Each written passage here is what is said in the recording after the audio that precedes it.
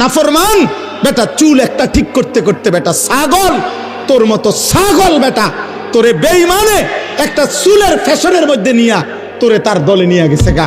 তোরে বেটা একটা কয়টা উলঙ্গ নারী মোবাইলের কয়টা ধরতেও পারো না, সুইতাও পারো না, শুধু সাইয়া তাকে ব্যয় কইরা এই কয়টা নর্তকী দেখাইয়া তোর ইমান নিয়ে গেল, তোর আখেরাত নিয়ে গেল, তোর কপালের সেজদা নিয়ে গেল, তোর আল্লাহ নিয়ে গেল, তোর রাসূল নিয়ে গেল। থুতো মারি তোর কপালে, থু তোর কপালে, থু তোর কপালে, থু বেনামাজি তোর কপালে, থুতো মারি, থু তোর কপালে। ছি ছি ছি ছি, কি দেখাইয়া তোরে নিয়ে গেল বেটা? সারাদিন তোরে কি দেখাইলো? মোবাইলের কয়টা নর্তকী, এগুলার জাত আছে না বংশ আছে? এগুলার মধ্যে কোনো সতীত্ব আছে না, ইজ্জত আছে না, সম্মান আছে?